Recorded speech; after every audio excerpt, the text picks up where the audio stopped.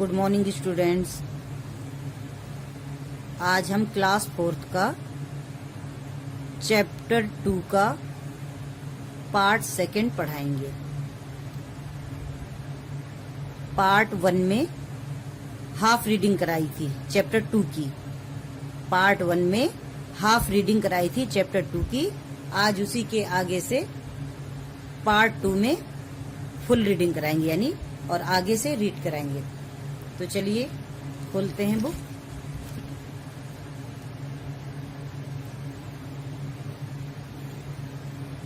आगे एक पैराग्राफ से पढ़ाएंगे। हाफ रीडिंग यहाँ तक करा दी थी पार्ट 1 में। अब आगे से उसी के पार्ट 2 में बाकी की रीडिंग कराएंगे। बिस्मिल्लाहिर्रहमानिर्रहीम। वतन वापस आकर रियासत रामपुर में वो तालीम के मुहकमे में अफसर बना दिए गए।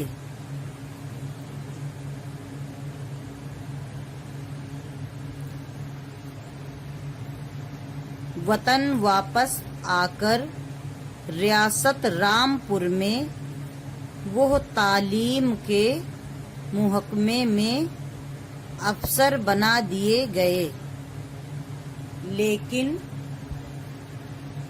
कुछ दिनों के बाद मौलाना ने ये नौकरी छोड़ दी और रियासत बड़ौदा चले गए। बड़ौदा कहाँ पर है? गुजरात में। तो जो उनकी रियासत थी वो बड़ौदा थी। वहाँ एक सरकारी मुहकमे में आला ओहदे पर फायज हुए। मुलाजमत मीन्स नौकरी। मुलाजमत में उनका दिल नहीं लगता था, यानी नौकरी करने में उनका मन नहीं लगता था। क्यों? क्योंकि उनके अंदर तो वतन की मोहब्बत, वतन को आजाद कराने की दिलचस्पी लगी हुई थी। क्योंकि उनके दिल में आजादी की लगन और वतन की मोहब्बत भरी हुई थी। क्योंकि उनके दिल में आजादी की लगन और वतन की मोहब्बत भरी हुई थी। मुलाजमत के दौरान उन्होंने अखबारों के लिए मज़ामीन लिखे। मुलाजमत के दौरान उन्होंने अखबारों के लिए मज़ामीन लिखे, जिससे आज़ादी का जोश और वतन की मोहब्बत जाहिर होती थी। जिससे आज़ादी का जोश और वतन की मोहब्बत जाहिर होती थी। जब सरकारी मुलाजिम की हैसियत से, मुलाजिम यानी नौकर, सरकारी नौकरी, लिखने पर पाबंदी लगाई गई तो मुलाजमत से इस्तीफा देकर वो कलकत्ता चले गए। जब सरकारी मुलाजिम की हैसियत से लिखने पर, यानी कि वो जो लिखते थे वो अपने देश के बारे में और अंग्रेजों के खिलाफ अखबारों में लिखते थे, तो वो सरकारी नौकर थे, तो इसलिए उन पर रोक लगा दी गई कि एक सरकारी नौकर जो है इस तरह से नहीं लिख सकता है। तो उन्होंने जो है इस्तीफा दे दिया नौकरी से। पाबंदी लगाई गई तो मुलाजमत से इस्तीफा देकर, यानी नौकरी से इस्तीफा देकर वो कलकत्ता चले गए। यहाँ से उन्होंने एक हफ्तावार यानी वीकली, हफ्ते में एक बार, एक हफ्तावार अंग्रेजी अखबार कामरीड निकाला। انگریزی اخبار کامریڈ نکالا. انگریزی اخبار تھا جس کا نام تھا کامریڈ. اب انہیں اپنے مزاج کے مطابق لکھنے کا خوب موقع ملا. اب انہیں اپنے مزاج کے مطابق لکھنے کا خوب موقع ملا. انگریزوں نے جب دہلی کو راجدھانی بنایا تو انگریزوں نے جب دہلی کو راجدھانی بنایا تو مولانا دہلی آ گئے اور کامریڈ کو دہلی سے نکالنا شروع کیا. جب انگریزوں نے دہلی پر قبضہ کیا اور اسے راجدھانی بنا لیا تو مولانا کلکتہ سے وہ دہلی آ گئے اور وہیں سے کامریڈ اخبار کو نکالنا شروع کیا. یعنی وہ انگریزوں کے خلاف لکھتے گئے تھے. دہلی سے انہوں نے ایک روزنامہ اردو ہمدم کے نام سے نکالا. دہلی سے انہوں نے ایک روزنامہ اردو ہمدم کے نام سے نکالا. یہ بھی بہت پسند کیا جاتا تھا. اور دوسرا اخبار جو تھا انہوں نے دہلی سے ہمدم نام سے نکالا. وہ تھا اردو اخبار. دہلی سے انہوں نے ایک روزنامہ یعنی روزنامہ اردو ہمدم کے نام سے نکالا. یہ اخبار کا نام تھا روزنامہ اردو ہمدم کے نام سے. یہ بھی بہت پسند کیا جاتا تھا اور لوگ اس اخبار کو بھی بہت پسند کرتے تھے. ان اخباروں کے ذریعے انہوں نے اہل وطن پر انگریزی حکومت کے ظلم و ستم کی پول کھول کر رکھ دی. ان اخباروں کے ذریعے انہوں نے اہل وطن پر انگریزی حکومت کے ظلم و ستم کی پول کھول کر رکھ دی. ہندوستانیوں کو انگریزوں سے چھٹکارا پانے کے لیے بیدار کیا یعنی جگایا. بیدار کرنا یعنی جگانا. ہندوستانیوں کو انگریزوں سے چھٹکارا پانے کے لیے بیدار کیا. قومی و سماجی مسائل دنیا کے سامنے پیش کیے.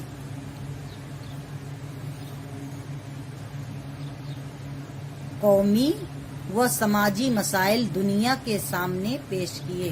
اپنے قوم کے اور سماج کے جو مسئلے تھے انہیں ساری دنیا کے سامنے لائے. انگریزوں سے یہ برداشت نہ ہوا اور انگریزوں سے یہ برداشت نہ ہو پایا. مولانا جوہر کو گرفتار کر لیا گیا اور انگریزوں نے جو ہے انہیں گرفتار کر کے جیل بھیج دیا کیونکہ وہ برداشت نہ کر پائے کہ ان کے خلاف کوئی اخبار نکالے, اخباروں میں ان کے خلاف کچھ لکھا جائے. 5 سال کی نظر بندی کے بعد جب وہ رہا ہوئے تو یعنی 5 سال کے لیے انہیں جیل میں بند کر دیا گیا.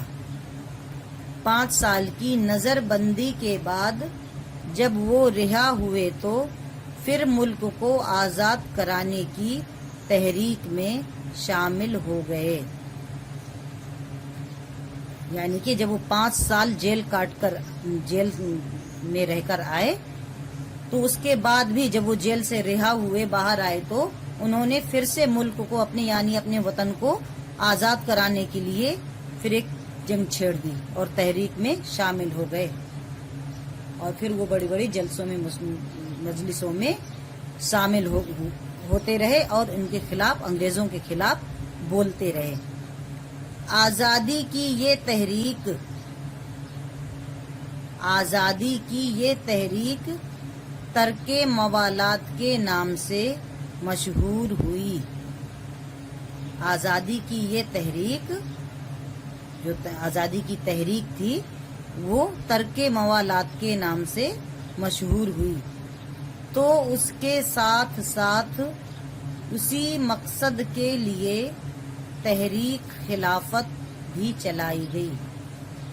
تو اس کے ساتھ ساتھ اسی مقصد کے لیے تحریک خلافت بھی چلائی گئی، اور اسی کے ساتھ ساتھ ایک دوسری تحریک بھی چلائی گئی جو انگریزوں کے خلاف تھی.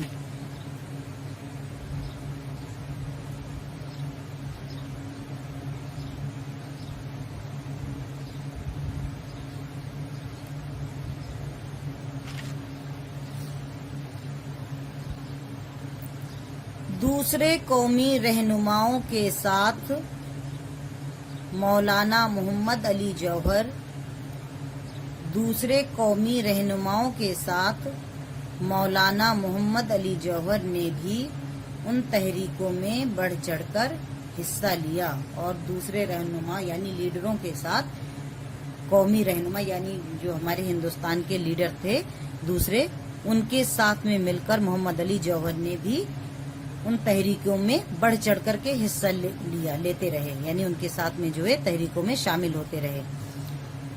اسی دوران آپ نے ڈاکٹر مختار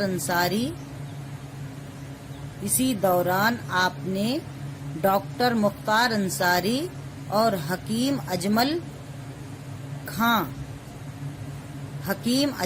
خاں جیسے رہنماؤں کے ساتھ مل کر ایک قومی تعلیمی ادارہ قائم کیا،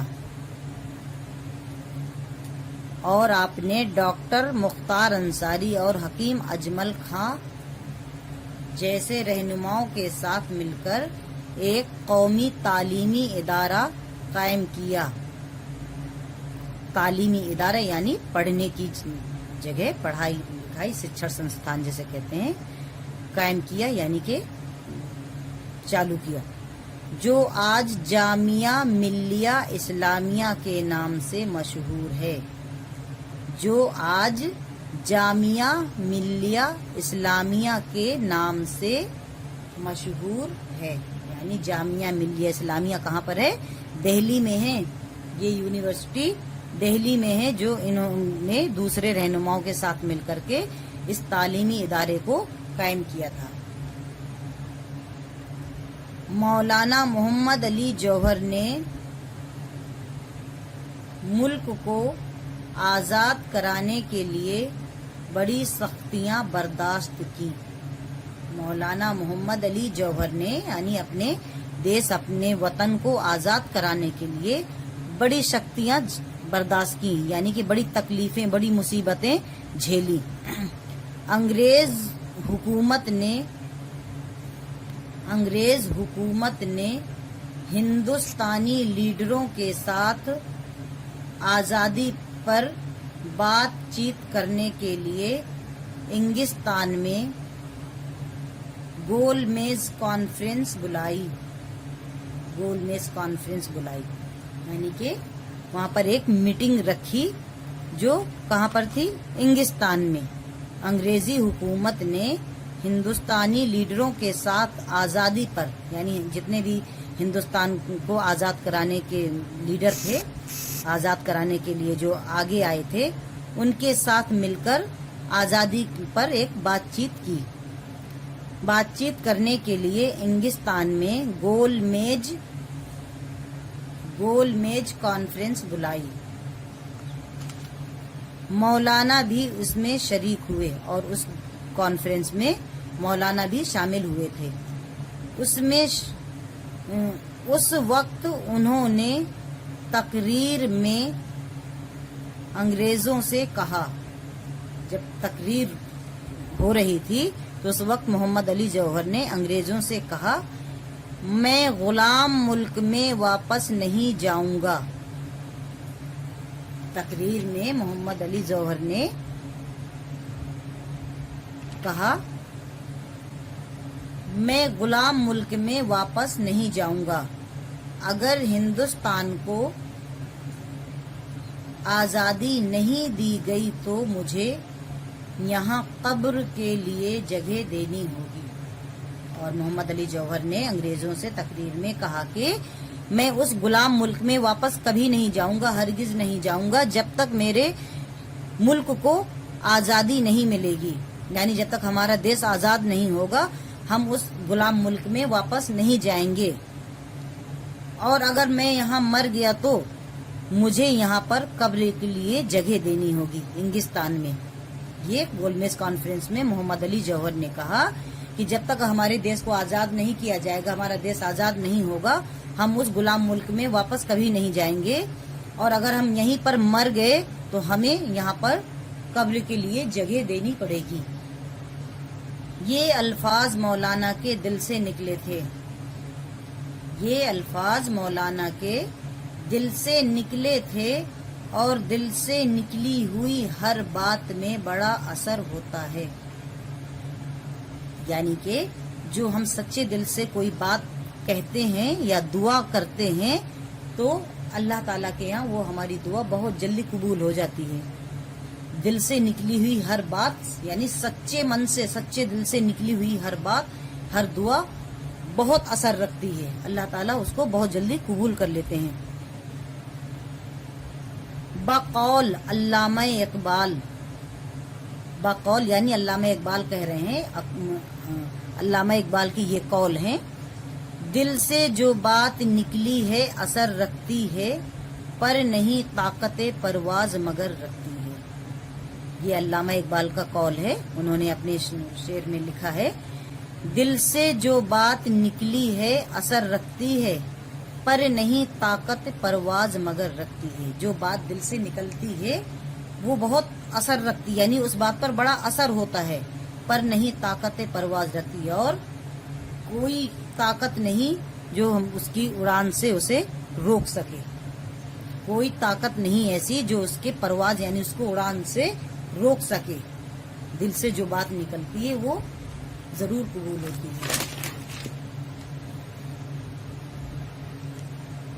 मौलाना की ये आरजू पूरी हो गई।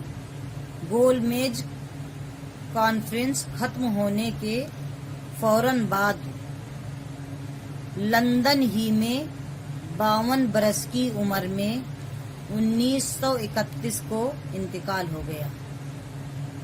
मौलाना की ये आरजू पूरी हो गई। गोलमेज कॉन्फ्रेंस खत्म होने के फौरन बाद यानी जैसे ही कॉन्फ्रेंस खत्म हुई, मीटिंग खत्म हुई, फौरन बाद यानी थोड़ी ही देर बाद लंदन ही में वहीं पर 52 साल की उम्र में 1931 को उनका इंतकाल हो गया। और सन 1931 था और उनकी उम्र थी 52 साल जब उनका इंतकाल हुआ। कहाँ पर? लंदन में। प्यारे तुलबा, मोहम्मद अली जौहर जैसे मोहब्बत वतन और मुजाहिद आज़ादी पर हम सबको फख्र होना चाहिए। प्यारे तुलबा यानी प्यारे बच्चों, मोहम्मद अली जौहर जैसे मोहम्मद अली जौहर जैसे इंसान के ऊपर हमें फख्र होना चाहिए। जैसे उनके दिल में वतन की मोहब्बत और आज़ादी के लिए जुनून था। मोहब्बत वतन और मुजाहिद आज़ादी पर हम सबको फख्र होना चाहिए। और उनके दिल में जो अपने वतन की आज़ादी का जज्बा था, वो वतन से मोहब्बत भरी हुई थी उनके दिल में। हमें उनके कारनामों पर, उनके किए हुए कामों पर बहुत फख्र यानी गुरूर होना चाहिए। तो बच्चों, ये था आपका चैप्टर 2 का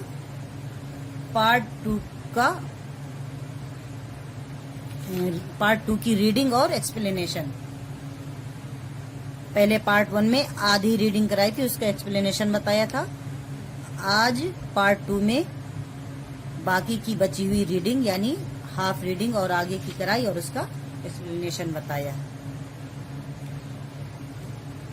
तो ये थे बच्चों हमारे मोहम्मद अली जौहर, जिन्होंने देश के लिए यानी अपने वतन के लिए इतनी परेशानियां उठाई, सख्तियां बर्दाश्त की, लेकिन पीछे नहीं हटे। वो जिद्दोजहद में लगे रहे कि हमें अपने देश को किसी भी तरीके से आजाद कराना है इन अंग्रेजों से।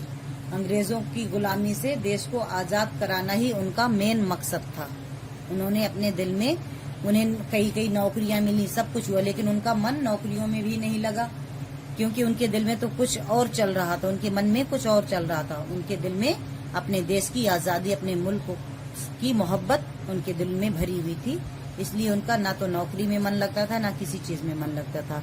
5 साल जेल भी में रहे, फिर जेल से बाहर आए, फिर भी उन्होंने अंग्रेजों के खिलाफ लिखना बंद नहीं किया और अंग्रेजों के खिलाफ बराबर लिखते रहे और अपने देश को आजाद कराने की जिद्दोजहद में लगे रहे। तो बच्चों, ये हो गया आपका सेकंड चैप्टर का पार्ट 2 कंप्लीट। उसके बाद आप लोगों की वर्ड मीनिंग तो बहुत सारी हैं इस बुक में, तो इस सारी वर्ड मीनिंग को जो है आप लोग अपनी कॉपी में लिखेंगे और लर्न भी करेंगे। ये आपका होमवर्क होगा। तो अगली वीडियो में अब हम आप लोगों को ये वर्ड मीनिंग पढ़ के बताएंगे और कॉपी में लिख के भी दिखाएंगे। उसके बाद आप लोग भी अपनी कॉपी में अल्फाज मानी नोट करेंगे। ओके बच्चों, ओके।